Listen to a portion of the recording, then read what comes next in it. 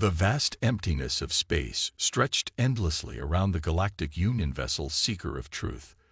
The sleek, crystalline ship glided silently through the darkness, its blue-green lights pulsing gently as it approached the edge of charted space. Inside the command center, Observer Gray stood with his forearms clasped behind his back, his large eyes blinking slowly as he studied the main view screen. "Observer, we have detected an unknown vessel at coordinates 7239, reported Navigator Blue, her tentacles dancing across the control panel. It appears to be moving at sublight speed along the border of Sector 12. Observer Gray's skin shifted from pale green to a curious yellow. "Interesting. We have no record of any Union vessels scheduled for this quadrant. Could it be a trading ship that strayed from its course?" "Unlikely," said Security Officer White, his exoskeleton clicking as he moved closer to the screen. "The vessel's design matches nothing in our database. Its energy signature is unusual." Gray nodded slowly. "A new species, perhaps. This is most exciting. Prepare for first contact protocols. Open a communication channel." The bridge crew moved with practiced efficiency. The Galactic Union had encountered 17 different intelligent species over the past 3 centuries, and the procedure was well established. Every new civilization was welcomed, scanned, and invited to join the peaceful coalition of planets that spanned this arm of the galaxy. "Channel open, Observer," said Communications Officer Purple, her voice melodic and calm. Gray cleared his throat. "Unknown vessel. This is Observer Gray of the Galactic Union ship Seeker of Truth.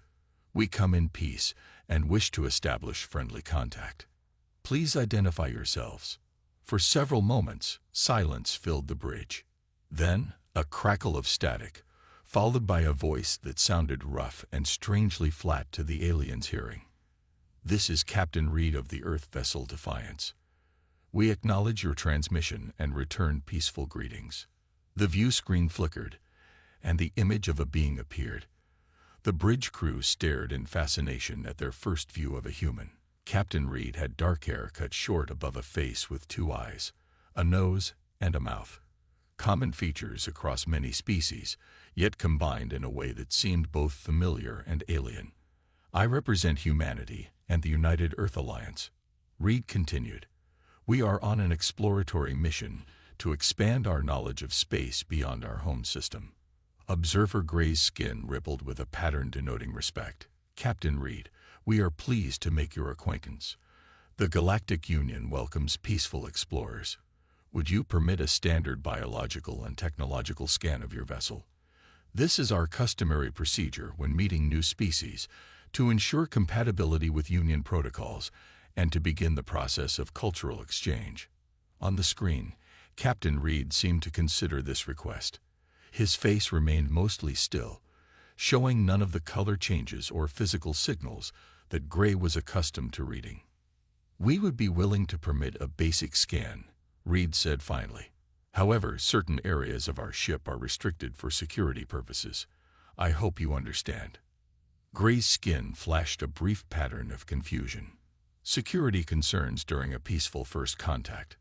Most species were eager to share all information. Still, he maintained his diplomatic demeanor. "Of course, Captain. We respect your boundaries. Our scan will only collect standard data about your ship's composition and your species' basic biology. Nothing invasive." Reed nodded. "Proceed with your scan, Seeker of Truth. We'll maintain position." Science Officer Green activated the scanning array, her 6-fingered hands moving with precision across the control surfaces. Initiating standard first contact scan. Parameters set to level 2, respecting privacy restrictions. The scan beam, invisible to the naked eye, swept across the human vessel. Data began to flow into the Seeker's computers, filling multiple screens with information. At first, everything proceeded normally, with basic readings on hull composition, atmospheric content, and radiation levels. Then Science Officer Green made a strange chirping sound, a rare indication of surprise from her usually composed species. "Observer Gray, you need to see this," she said, her voice unusually tight. Gray moved to her station, leaning over to examine the readings. His skin rapidly cycled through colors, green to blue to a deep purple that his crew had rarely seen. "Run the scan again," he ordered. "There must be an error." Green repeated the scan. The results were identical. "What is it?" asked Security Officer White, moving toward them with rapid clicks of his exoskeleton. Gray stared at the screen, then back at the image of the human ship. The Defiance looked deceptively simple from the outside. A long, dark vessel with visible weapon ports and engine nacelles. Nothing that would suggest the readings they were seeing. "The humans," Gray began, then stopped, struggling to find words. "Their biology is unlike anything we've encountered. The data showed creatures that could survive in conditions that would kill most Union species instantly. Their bones were reinforced with calcium deposits that made them incredibly durable. Their skin constantly regenerated itself. Their digestive systems could process substances that would be toxic to most sentient life. Most shocking of all, they contain traces of numerous pathogens living in symbiosis within their bodies. And their ship," continued Green, her voice barely above a whisper. "The weapons systems are extensive." White leaned closer to the screen, his mandibles clicking rapidly. "These readings can't be correct. If they are, this vessel wasn't designed for exploration. It's a warship." The bridge fell silent. In the 3 centuries of the Galactic Union, warfare between intelligent species had been eliminated. Conflicts were resolved through negotiation. The concept of building vessels specifically designed for combat was considered primitive and obsolete. "Observer," Communications Officer Purple said hesitantly, "Captain Reed is requesting an update. They want to know if our scan is complete." Gray realized he had been staring at the data for nearly 5 minutes without speaking. This was unprecedented, a violation of contact protocol that had never occurred in his 20 years of service.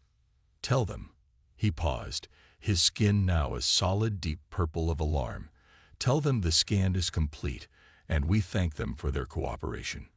Gray turned to face his bridge crew, all of whom were now staring at him with expressions of shock or fear appropriate to their species. "Send this data directly to Union Central," he said quietly. "Priority Alpha. And prepare defensive systems." "Defensive systems," echoed Navigator Blue. "But Observer, first contact protocol specifically prohibits." "I know the protocol," Gray interrupted, his voice firm despite his unease. "But we have never encountered anything like humans before. Until we understand what we're dealing with, we must be cautious." On the view screen, Captain Reed waited patiently, unaware that his simple exploratory vessel had just shattered centuries of Galactic Union certainty in less than 5 minutes. The silence on the bridge of the Seeker of Truth was complete, and it was terrifying. Observer Gray paced the private analysis chamber, his 4 arms alternately clasped behind his back or gesturing at the data displays. His skin flickered between shades of purple and blue as he struggled to process what they had discovered. "Tell me again," he said to Science Officer Green. In simple terms, Green adjusted her viewing apparatus and gestured to the 3-dimensional model of a human that rotated slowly in the center of the room. "These creatures, these humans, are unlike any species we've encountered," she began. "Their bodies are built for something we've never considered necessary. Endurance through damage." Security Officer White clicked his mandibles nervously. "Explain." Green highlighted the human skeletal structure, which glowed red within the hologram. "Their bones can crack and heal multiple times. In fact, they grow stronger at the breaking points. Most Union species have bones that, once broken, remain permanently weakened." She moved to highlight the muscular system. "Their muscles tear and rebuild themselves stronger through a process they must consider normal. What we would call injury, they call exercise." Navigator Blue's tentacles curled in disgust. "That's barbaric." "It gets worse," Green continued, her voice clinical despite her obvious unease. "Their skin is constantly shedding and regenerating. They bleed, intentionally release their internal fluids, and then simply stop bleeding. Their bodies create plugs called scabs to seal wounds temporarily while repairs happen underneath. Observer Gray stared at the hologram. And you're certain this isn't a defect, or some form of medical condition? No, Observer. This is their standard biology. Green highlighted the digestive system next. They eat substances that would kill most of us. Their bodies contain acids strong enough to dissolve metal. And most disturbing of all, she magnified a section showing microscopic organisms. They carry billions of other life forms inside them at all times. Bacteria, viruses, fungi, living in what they call a microbiome. Communications Officer Purple, who had joined them despite not being part of the science team, made a sound of distress. They're walking ecosystems of disease. How are they not constantly ill? Because they've evolved with these organisms, Green explained. They've developed systems to control them, use them, and fight the harmful ones. Their immune system is constantly at war within their bodies.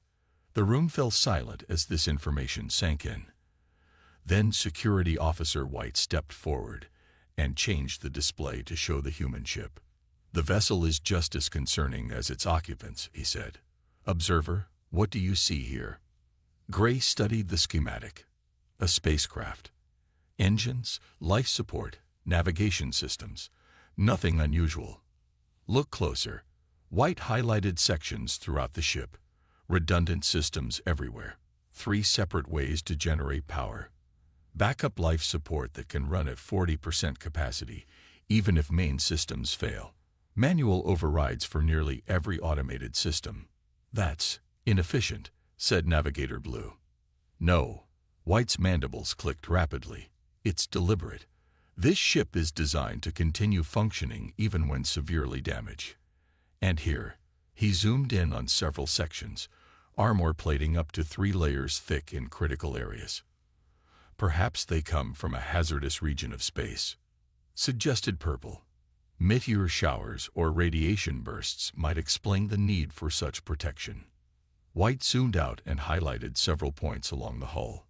These are weapon systems, more than would ever be needed for defense against natural phenomena. Some are obvious. These are clearly projectile launchers. Others are concealed or integrated into the ship's design. But that would mean... Observer Gray didn't finish the sentence. Yes, White confirmed. They built this ship expecting to be attacked by other intelligent beings. The implications hung in the air. The Galactic Union had evolved beyond warfare millennia ago. Conflict between species had been eliminated through communication and mutual benefit. The concept of building vessels for combat was archaic, a relic of pre-Union history. There's more, Green said quietly. She touched a control, and the display changed to show readings from the human crew. Their biological responses during our scan were revealing. Heart rates increased, stress hormones released, but not to levels that impaired function. They maintained complete operational efficiency under what they perceived as potential threat. They were ready to fight us, White said flatly. Or run, added Navigator Blue. Their engines are remarkably powerful for a ship that size. Observer Gray moved to the center of the room, his skin now a solid dark blue of deep thought. We need to understand the context. Perhaps they evolved on a world where such traits were necessary for survival. Not all species have had the benefit of peaceful development that Union worlds enjoyed. Or perhaps, White suggested, his voice low, they are conquerors, looking for new territories. No, Gray said firmly. We cannot jump to conclusions. Captain Reed was diplomatic and cautious, but not aggressive. If they meant us harm, they could have fired upon us when they detected our scan. The room fell silent again as each processed this information. Finally, Communications Officer Purple spoke up. Observer, Union protocol requires us to report first contact immediately to Central Command. With these findings, they will likely order a full diplomatic team. What should I tell Captain Reed in the meantime? Gray considered this carefully. The standard protocol would be to invite representatives aboard the Seeker of Truth for initial cultural exchange. But could they risk bringing these humans, these walking biological marvels of resilience and potential disease, onto their ship? Yet refusing such an invitation would signal distrust. It could damage relations with a new species before they properly began. Tell Captain Reed that we are processing their data and preparing a formal welcome, Gray decided. Request that they maintain position for 12 standard hours while we consult with Union Central. Be respectful, but give no indication of our concerns. And if they ask why the delay, Purple inquired. Tell them standard protocol for first contact with a previously unknown species. Gray replied. It's the truth, if not the complete truth. As the others left to carry out their tasks, Gray remained alone with the rotating hologram of the human. He studied it with a mixture of fascination and unease. What kind of world creates creatures built to endure pain, to survive damage, to carry on fighting even when injured? What history led them to build ships ready for war in a galaxy where the Union had known peace for centuries? The silence that had fallen on the bridge earlier now made perfect sense. It wasn't just shock, it was the quiet before a storm. The Union had encountered something unprecedented, and no one knew what it meant for their future. What they did know was that everything had changed. News traveled fast through the Union network. What began as a standard first contact report from a single exploration vessel ballooned into the biggest crisis the Galactic Union had faced in 3 centuries. In the Grand Council chamber on Union Central, representatives from 17 species gathered in an emergency session. The massive room, normally orderly and quiet, buzzed with nervous conversation. Colorful beings of all shapes and sizes gestured with limbs, tentacles, and appendages as they discussed the humans. High Counselor Teal, an ancient being with skin that shimmered like polished metal, called the session to order. The room fell silent. We have all reviewed the data sent by the Seeker of Truth, Teal said, his voice amplified throughout the chamber. Observer Gray has discovered a new species that presents unique challenges. On the main display, images from the scan of the Defiance appeared. Gasps and murmurs filled the room as the council viewed the human physiology and ship design for the first time. These humans exhibit biological and technological traits that suggest a history of conflict, continued Teal. They appear built for warfare in ways none of us are. Representative Violet, from a species of scholars known for their rational thinking, raised a slender arm. High Counselor, we must not rush to judgment. Many worlds evolve harsh conditions that require adaptations we might misinterpret. Perhaps, said Representative Black, a bulky being covered in protective plates. But adaptations are one thing. Weapons are another. Their ship bristles with them. The chamber erupted in debate. Some counselors argued for caution and diplomatic engagement. Others warned of potential danger to the peaceful Union. The discussion grew heated as discussions ever became in the normally calm council. Meanwhile, aboard the human ship Defiance, Intelligence Officer Thompson stood at his station, monitoring Union communications. His dark eyes narrowed as he studied the data flowing across his screen. Captain, he called, turning to face Reed. I've managed to intercept and partially decode their transmissions. There's been a significant increase in communication between the alien vessel and what appears to be their central command. Captain Reed, a tall man with short gray hair and eyes that had seen more battles than he cared to remember, frowned. What's the content? Hard to be certain, Thompson replied, but they're transmitting our scan data repeatedly. The volume suggests it's being shared widely, and I'm detecting emotional markers in their communications. If my analysis is correct, they're showing signs of fear. Chief Engineer Miller looked up from his console. Fear. Of us. We haven't done anything threatening. Sometimes just being different is threatening enough, Reed said quietly. He had seen first contact scenarios go wrong before. Thompson, what's your assessment? Thompson rubbed his chin thoughtfully. The alien response seems disproportionate to a peaceful first contact. They're reacting as if we pose some kind of danger. But why? Asked Medical Officer Park from across the bridge. We've been completely transparent. Maybe that's the problem, Thompson suggested. Remember, we're built differently from most species we've encountered. Our biology, our technology. It's all shaped by Earth's history. Reed nodded slowly. Earth, a planet where everything has evolved to compete, to survive, to fight when necessary. He turned to the main view screen, where the elegant crystalline form of the Seeker of Truth hummed against the backdrop of stars. To them, we might look like creatures bred for war. Back on Union Central, the council debate had reached a critical point. The chamber was divided, but fear was winning. We must act decisively, insisted Representative Black. If these humans are as adaptable and resilient as the scans show, they could spread rapidly. What happens when they discover other Union worlds? Will they see opportunities for conquest? There is no evidence they are conquerors, countered Violet. We know nothing of their culture or values. High Counselor Teal raised his hands for silence. We have a more immediate concern. The scan data has leaked beyond this council. It is spreading across Union networks now. On a secondary display, he showed images from various Union worlds. In public gathering places, citizens were viewing the human data. Reactions varied from curiosity to horror. On one world, public services had been disrupted as citizens retreated to safety bunkers, a security measure unused for generations. Panic is spreading, Teal said gravely. Fear is a powerful force, and many of our citizens have never conceived of a species like humanity. Then we must contain this situation, said Black.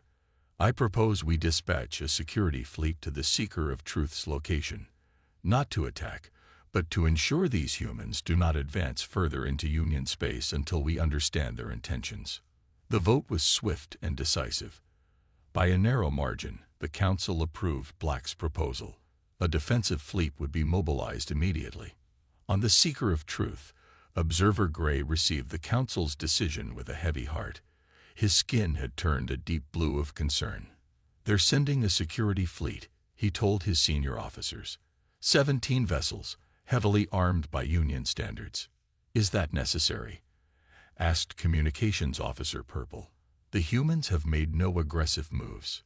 The council fears what they don't understand, Gray replied. And I'm afraid our incomplete report has fueled that fear. Security Officer White clicked his mandibles nervously. Observer, we should prepare defensive measures in case the humans react badly to the arrival of a fleet. Gray shook his head. No. Any sign of defensive preparation might be interpreted as hostility. We must maintain open communication and transparency. He turned to Purple. Contact Captain Reed. I need to speak with him immediately. On the bridge of the Defiance, Reed listened carefully as Observer Gray explained the situation. The alien's image on the view screen showed colors shifting rapidly across his skin. A sign of distress, Reed guessed.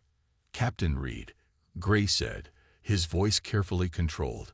I must inform you that additional Union vessels are en route to our location. This is standard protocol for new contact species, but I want to assure you they come in peace. Reed and Thompson exchanged glances. They both recognized a diplomatic half-truth when they heard one. Observer Gray, Reed replied calmly. I appreciate your candor.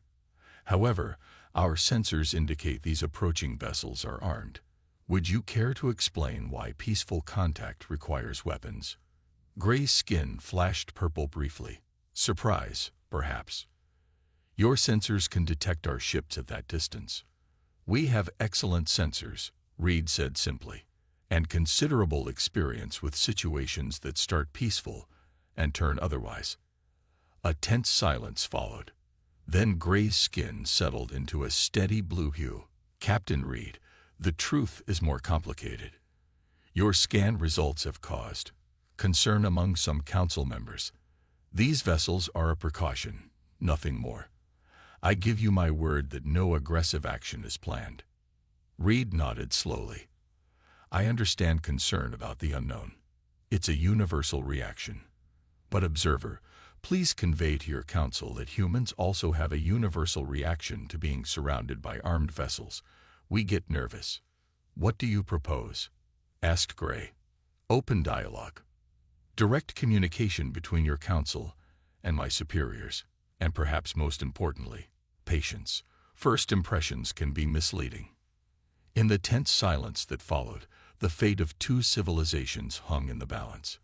Fear had spread like wildfire through the Union, but now, faced with the calm reasoning of the very beings they feared, a flicker of doubt began to emerge.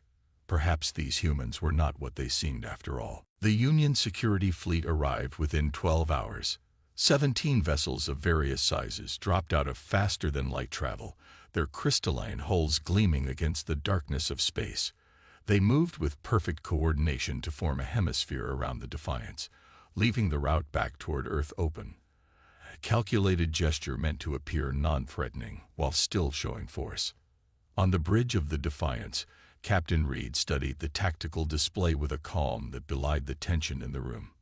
The human crew stood at their stations, outwardly professional, but with the heightened alertness that came from years of training for exactly this kind of situation.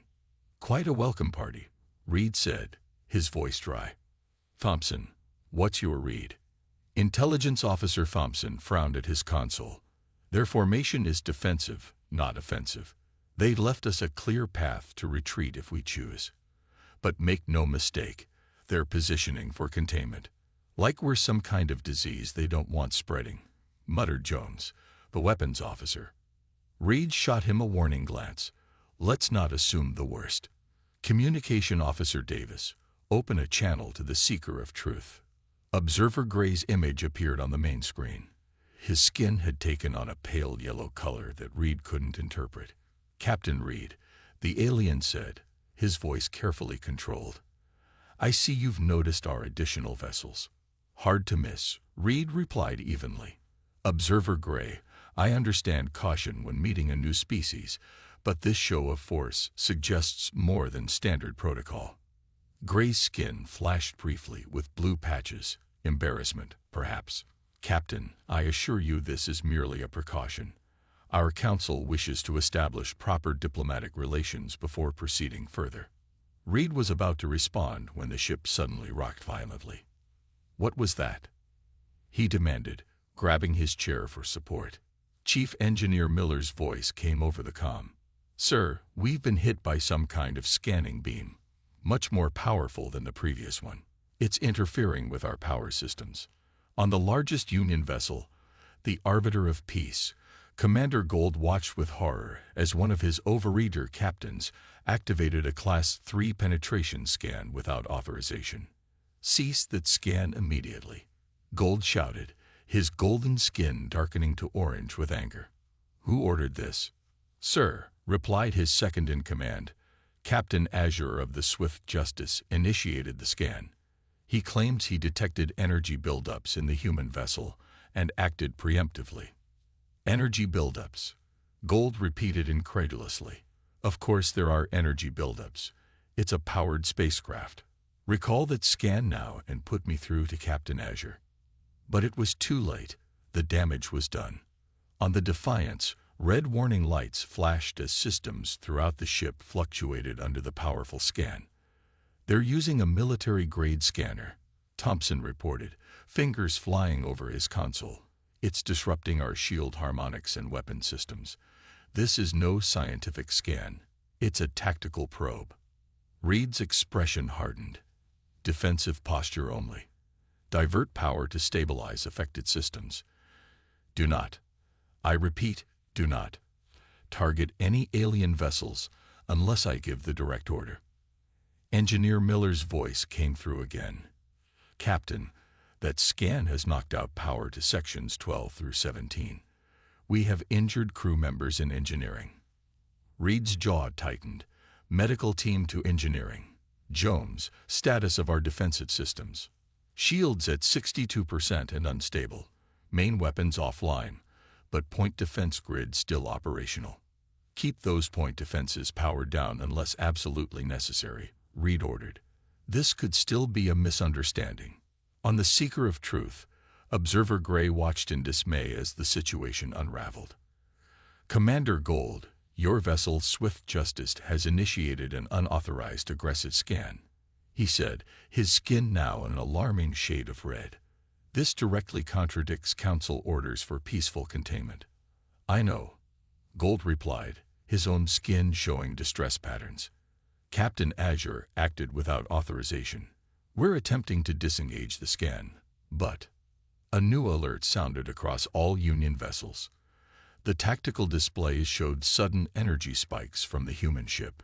"The humans are activating defensive systems," reported Security Officer White, his mandibles clicking rapidly.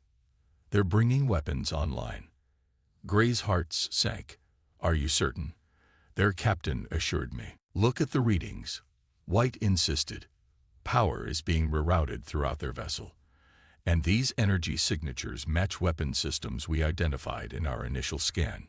In truth, the Defiance was merely rerouting power to compensate for damaged systems, but to the Union's inexperienced military observers, the power fluctuations appeared to be preparation for attack."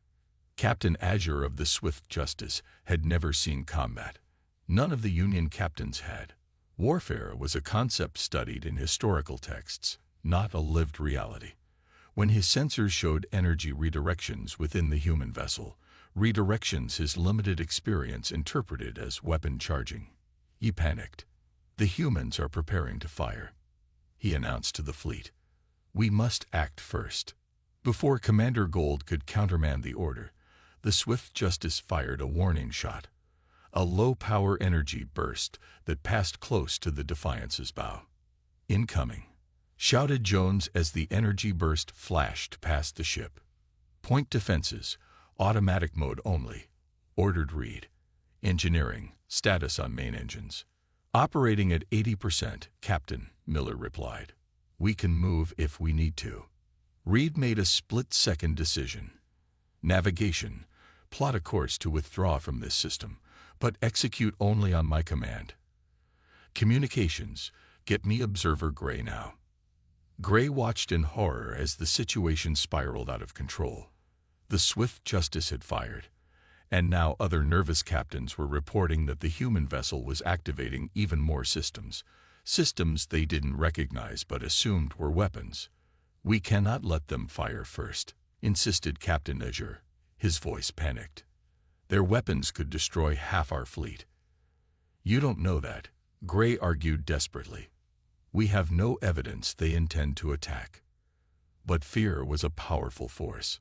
Two more Union vessels fired warning shots, coming even closer to the human ship.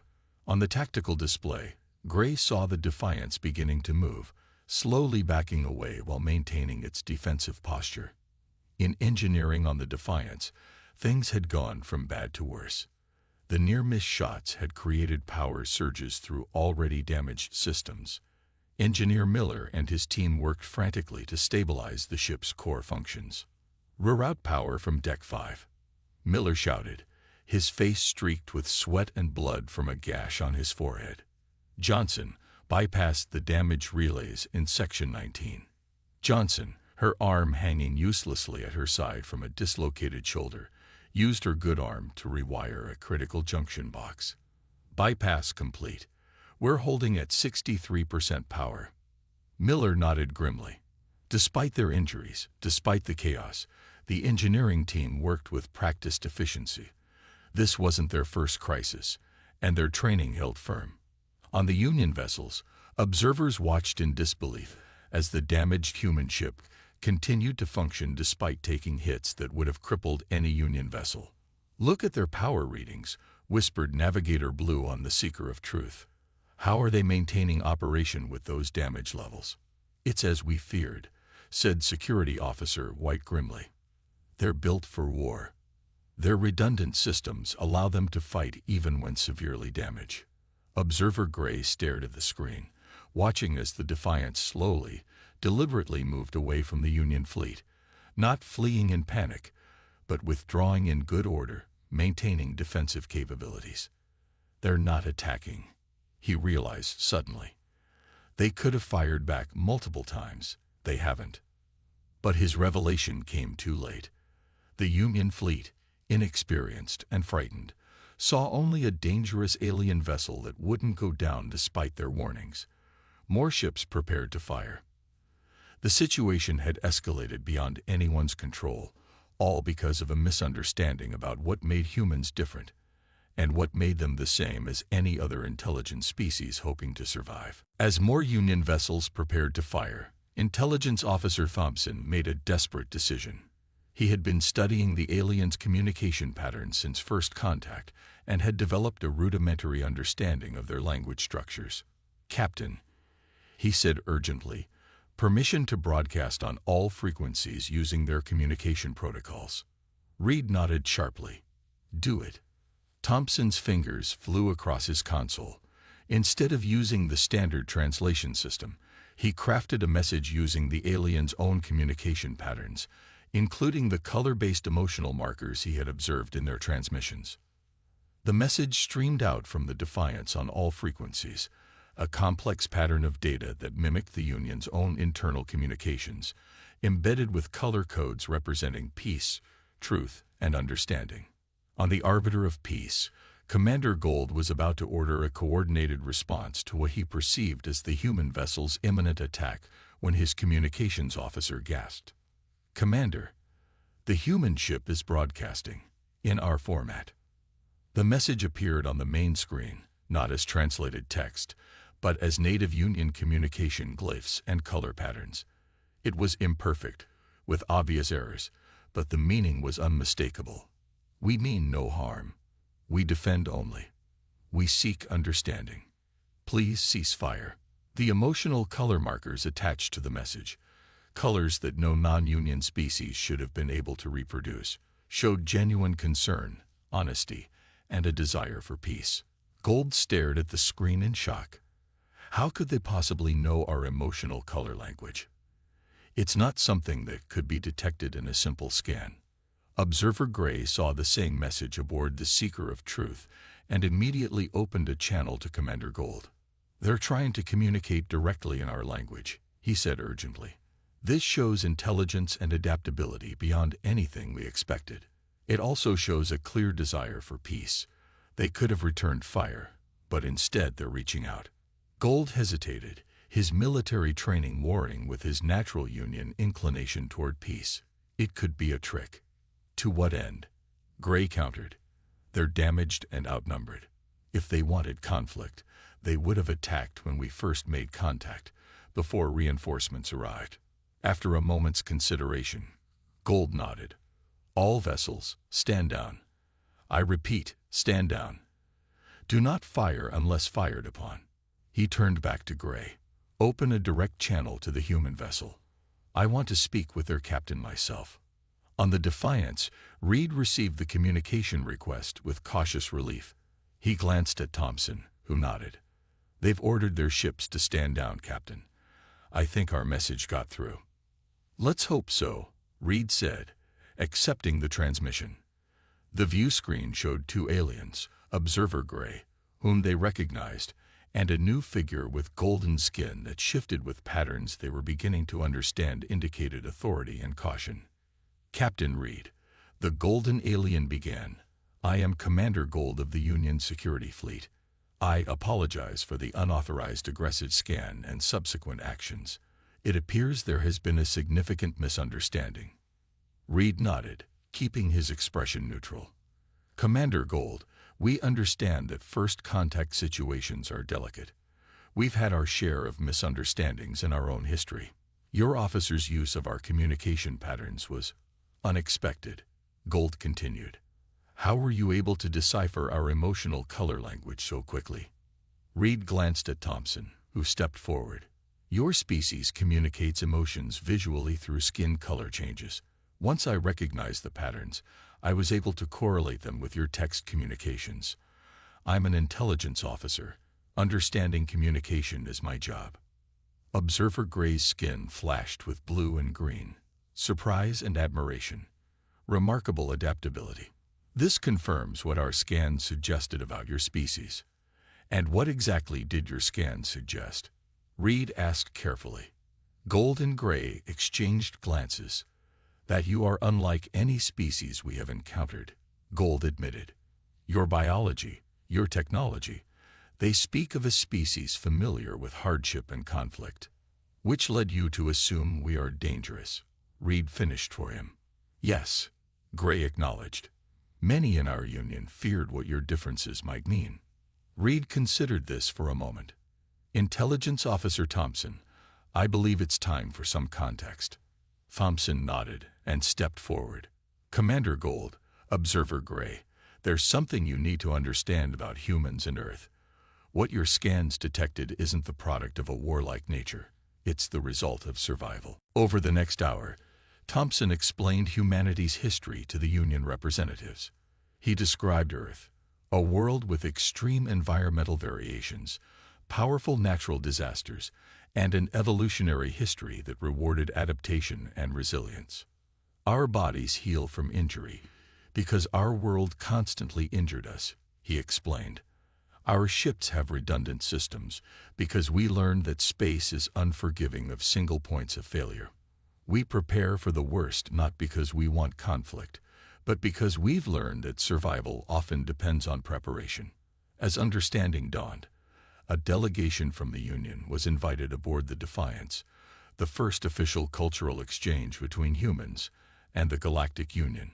Medical Officer Park watched with fascination as the alien delegation toured the ship's medical bay. Observer Gray seemed particularly interested in the treatment of injured crew members. You're saying this human will recover completely from this bone fracture? Gray asked, his skin showing patterns of disbelief as he observed a crew member with a cast on her arm. Completely, Park confirmed. The bone will actually be stronger at the break point once it heals. Gray's skin rippled with colors of amazement. In most Union species, such an injury would be permanently debilitating. Different evolutionary paths, Park explained gently. You evolved in environments that rewarded other traits. We're not better, just different. In engineering, Chief Engineer Miller proudly showed Commander Gold the ship's power systems. 3 separate methods of generating power, Miller explained, pointing out the different systems: primary, secondary, and emergency. It seems excessive, Gold commented. Miller laughed. To us, it seems like common sense. If one fails, you need another. And if 2 fail, you still have a third, Gold finished, beginning to understand. It's not about warfare. It's about survival. Exactly, Miller agreed. Space is dangerous. Having backups isn't aggression. It's prudence. 2 days later, the Union Council convened an extraordinary session. The chamber that had earlier buzzed with fear now hummed with curiosity as Observer Gray, Commander Gold, and Captain Reed addressed the gathered representatives. Esteemed counselors, Gray began, I present Captain Reed of Earth, representing a species that we initially misunderstood, but now recognize as potential friends. Reed stepped forward, his steady gaze taking in the diverse assembly of alien beings. Members of the Galactic Union, I come in peace on behalf of humanity. Our differences frightened you, and I understand why. But those same differences could make us valuable allies.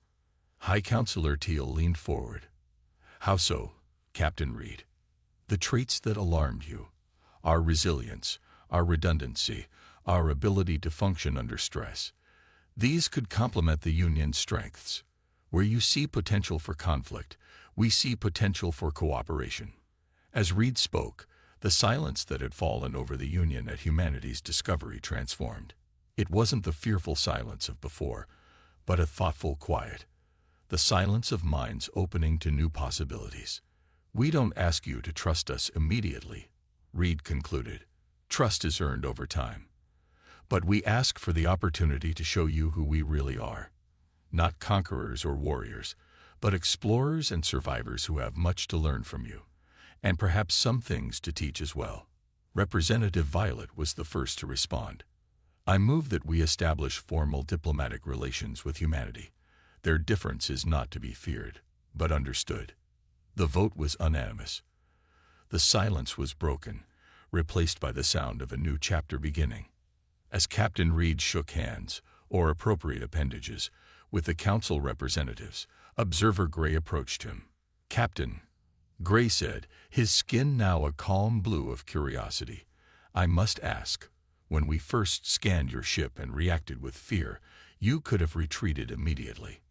Why did you stay?" Reed smiled.